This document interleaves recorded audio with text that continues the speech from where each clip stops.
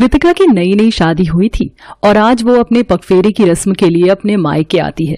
कृतिका अपने तीनों भाइयों की इकलौती बहन थी, इसलिए उसके आने की खुशी में उसके सभी भाई पलके बिछाए उसका इंतजार कर रहे थे। लाल रंग की साड़ी में लिपटी कृतिका बेहद ही खूबसूरत लग रही थी। उसकी मां निर्मला हाथों में आरती की थाली लिए उसके स्वागत में खड़ी थी। हाय, इस हार श्रृंगार में मेरी कृतिका कितनी प्यारी लग रही है, इसे किसी की नजर ना लगे।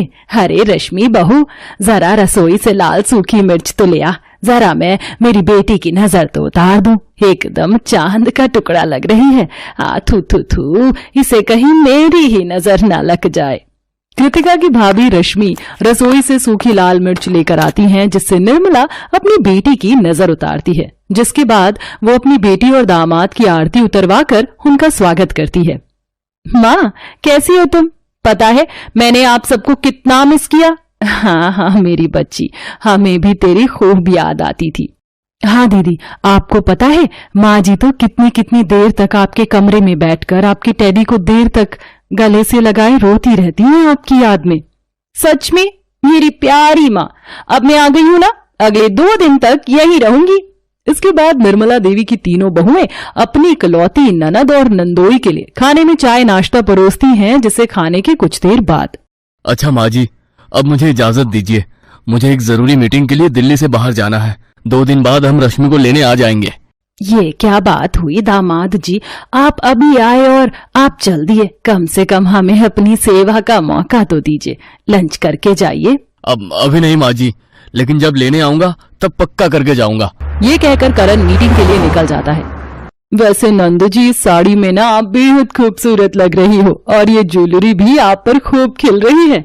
थैंक यू भाभी, ये साड़ी मुझे माँ जी ने दी है मेरी मुंह दिखाई पर, और ये ज्वेलरी इन्हीं की पसंद है। ओहो, फिर तो बड़ा प्यार करते हैं नंदोई जी आपसे। हमारी बहन है ही इतनी प्यारी। अच्छा सुन कृतिका, मैं बॉबी टिक्की वाले से तेरी पसंद की टिक्की लेकर आया हूँ। सच में भैया, थैंक यू सो मच। मैं कितनी लकी हूँ जो मुझे इतनी अच्छी फैमिली मिली है। उस रोज सभी कृतिका को घेर कर बैठकर उससे बातें करते रहते हैं। ऐसे ही गप्पे मारते हुए शाम हो जाती। कृतिका की तीनों भाभियां रसोई में जाकर अपनी ननद के लिए मटर पनीर की सब्जी, पूड़ी और खीर बनाती हैं। रात को सभी खाना खाने टेबल पर बैठे हुए होते हैं। वैसे कृतिका दीदी, आपको अपने ससुराल का खाना पसंद आया? अरे कहाँ पसंद आया होगा, देख नहीं रही मेरी बेटी 1 हफ्ते में कैसे सूख कर काटा हो गई है। खाना पीना अच्छा भी होता है तेरे सासरे में बेटी? क्या माँ, मतलब कुछ भी। देखो कहाँ सूख कर काटा हुई हूँ, बल्कि जो ब्लाउज और सूट मैंने अपनी शादी पर बनाए थे ना, वो तो मुझे 1 हफ्ते में ही टाइट भी हो गए। और अच्छे खाने पीने की बात करती हूँ, आपको पता है माँ, वहां तो मक्खन की सब्जी बनती है जो खाने में बड़ी टेस्टी होती है। क्या? मक्खन की सब्जी? मखनी दाल बटर नान तो सुना था, लेकिन ये मक्खन की सब्जी तो पहली बार सुनी है। मक्खन की सब्जी? हाँ, मैंने तो अभी तक रसोई में हाथ लगाया नहीं, क्योंकि शादी के बाद ही हम घूमने चले गए और लौटने पर उन्होंने मुझे कोई काम करने नहीं दिया। लेकिन मैंने अपनी जेठानी से पूछा था कि सब्जी कौन सी है, बड़ी टेस्टी है, तो उन्होंने बताया था कि ये मक्खन की सब्जी है। कमाल है बिटिया, मेरी भी उम्र बीत गई लेकिन मैंने आज तक ऐसी सब्जी नहीं सुनी। माँ, मैं चाहती हूँ कि 2 दिन बाद जब वो मुझे लेने आए तो मैं उन्हें मक्खन की सब्जी बनाकर खिलाऊं। तो क्या आपको वो बनानी आती है? नहीं, बताया तो, मैं तो अभी रसोई में जा भी नहीं पाई। हाँ तो कौन सी बड़ी बात है, तू अपनी जेठानी से फोन करके रेसिपी पूछ ले। कैसी बातें करती हो माँ, वो भी क्या सोचेंगे, इसे अभी तक मक्खन की सब्जी बनानी भी नहीं आती। नहीं नहीं, हमें ही कोई जुगाड़ लगाना होगा। हाँ तो इसमें कौन सी बड़ी बात है ननद जी, हम सब आपकी हेल्प करेंगे। हम कल से ही मिशन मक्खन की सब्जी शुरू कर देंगे। बिल्कुल ठीक, तो फिक्र ना कर छोटी, मैं सुबह ही बाजार से जाकर बढ़िया सा ताजा मक्खन लेकर आता हूँ। कृतिका के भाई सुबह जाकर ही डेयरी की दुकान में चले जाते हैं और 2 किलो मक्खन उठाकर ले आते हैं। अब देखना कृतिका का कमाल। कृतिका एक कढ़ाई में उस मक्खन को डालती है और गैस फुल कर देती है, जिससे कुछ ही देर में सारा मक्खन सूख जाता है।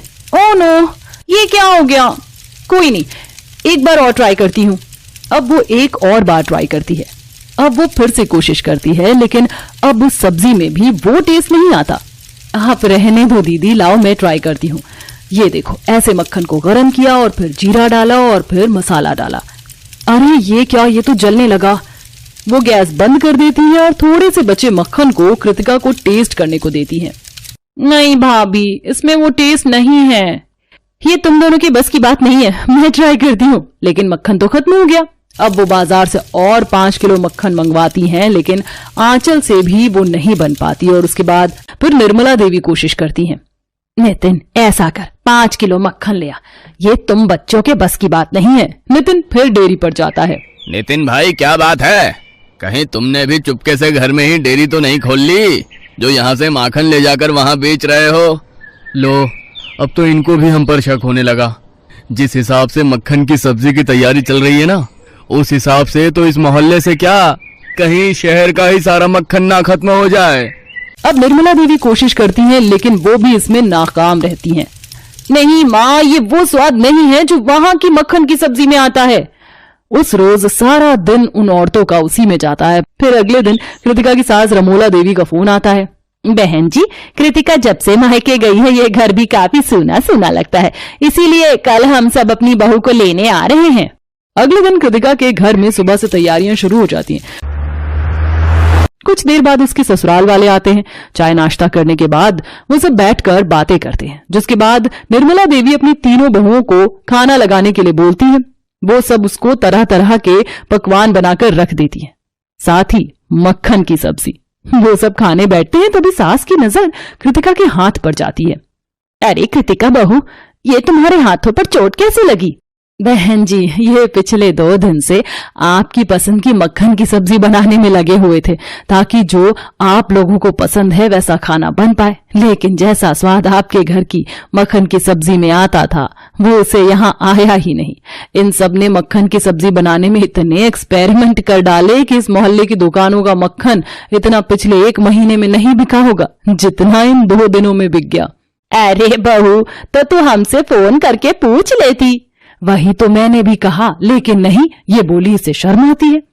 वो माँ जी, मुझे शर्म आ रही थी कि आप भी क्या सोचेंगे कि इसे अभी तक मक्खन की सब्जी बनानी नहीं आती, लेकिन फिर भी मैंने पूरी कोशिश की है बनाने की, लेकिन थोड़ी सी जल गई। ये सुनकर रमोला जी को बहुत अच्छा लगा। अब तो मैं अपनी बहू के हाथों की बनी ये सब्जी ही खाऊंगी, जो इसने इतने दिल से बनाई है। अब सबने साथ में बैठकर खाना खाया। वैसे ये बताओ, ये मक्खन की सब्जी आपने बनाई कैसे? मक्खन को कढ़ाई में डालकर उसमें नमक, हल्दी, मिर्च डालकर। क्या सच में? क्या हुआ जेठानी जी, आप हंस क्यों नहीं है?